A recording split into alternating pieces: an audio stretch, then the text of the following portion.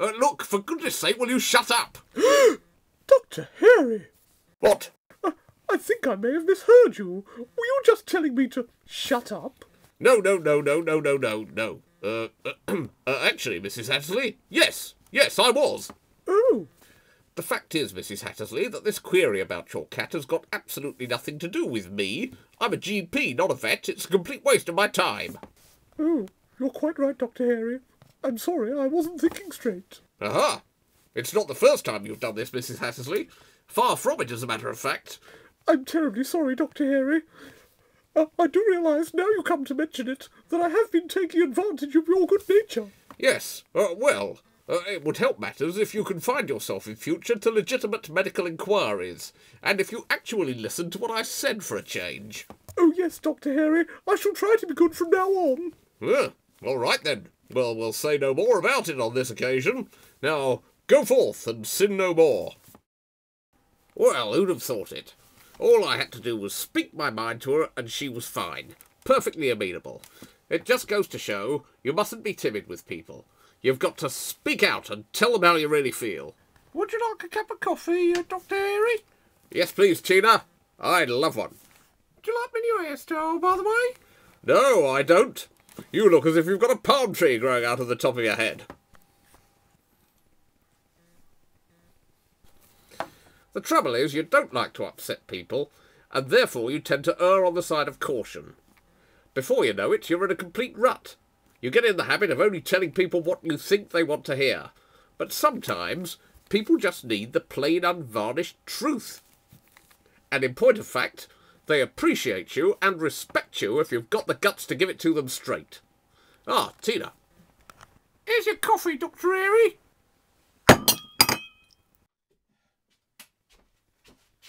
What on earth is going on around here? There's no sign of Tina anywhere. I've had to unlock all the doors myself. The post hasn't been opened. There's even a cup of coffee on my desk. That's just typical of a woman. Bang on time every day for 9 years, and then all of a sudden one day, nowhere to be seen. You can't rely on any of them. Oh well, I suppose I might as well undo some of this post myself. There might be some big fat checks in there, you never know. Oh, what's this? For the Primary Medical Trust.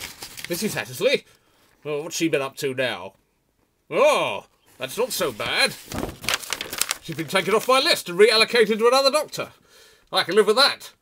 Oh, a bit of a result, in fact. That frank talking really does work. Let's see. Oh no! She's made an official complaint against me. Oh, bollocks. Bugger. I knew that frank talking was a stupid idea. Just wait till I see that grabber. What a terrible start to the day. Oh, well, I might as well open another one. Let's see, this one's got some handwriting on the outside of it. That's probably a check, I should think. Let's have a look. What's this? From Tina. She's resigned. Oh, hell! She doesn't think she can work with me anymore. Bollocking arseholes. Shitty shite. I don't know where anything is. I don't know where how the photocopier works. I don't know where the biscuits are. Oh, no. Hello, darling. How's it going? All right? It's Tina, isn't it? Come in. I hope you don't mind me headhunting you like this. Only a little bird told me that you were a bit unhappy in your place of work. How did you find out? Yeah, well, it was, on the grapevine. I, heard a whisper. I was listening outside the window. It did give me a surprise when you turned up at my house like that. Yeah, I thought I'd better strike while the iron was hot. I wasn't expecting a knock at the bathroom window like that when I was getting out of the shower, and then when I turned round and saw this face pressed up against the frosted glass. Well, it weren't easy balancing on the top of that wheelie bin. Anyway, the money's good, so here I am. So, let me fill you in on the basics of the job. Now, there's really only two things you need to know about. And they're both to do with knobs. The first one is this one here, and if I press it like this, right, in the middle of the consultation, then you hear that buzzer in reception, and you come rushing in here, and you tell me there's an emergency, right?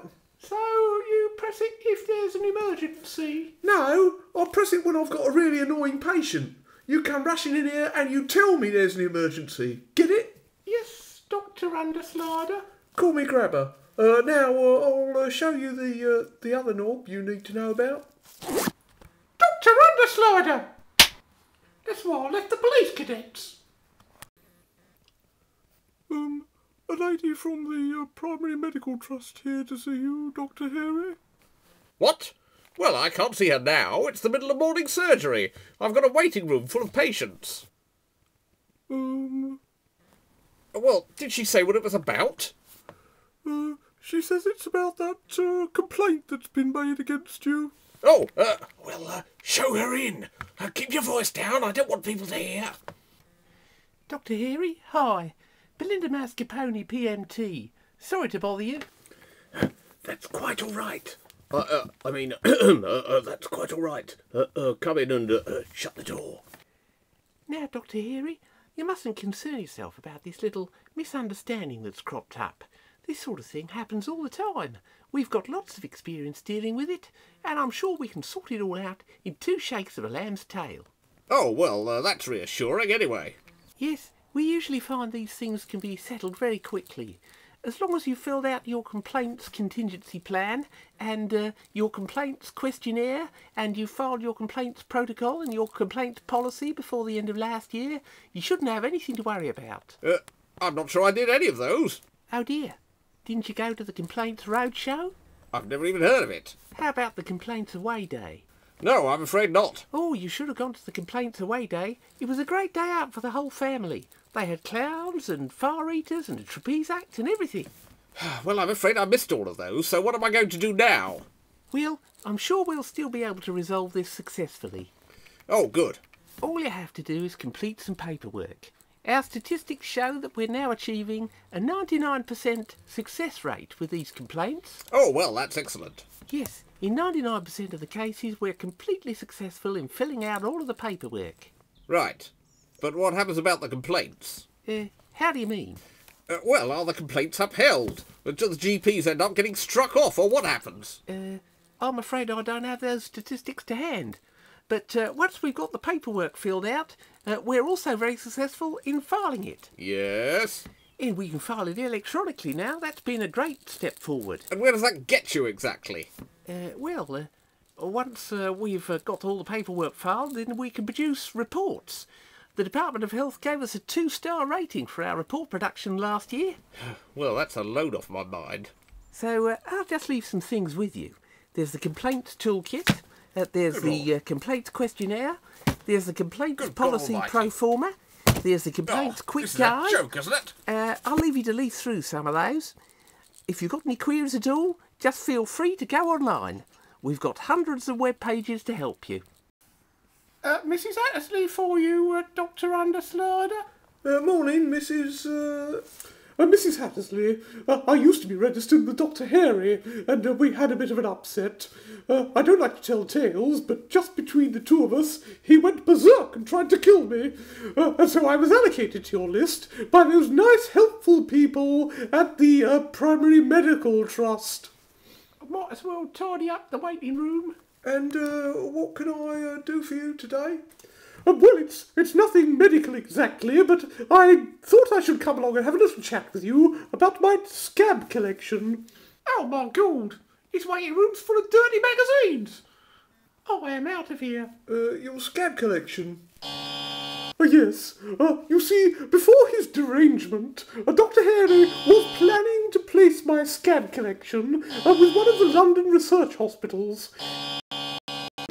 Why do you keep pressing that knob? I think I hear somebody calling for help. I can't hear anything. I've got to go. It's an emergency. An emergency? What do you mean? No time to explain. Is the building on fire?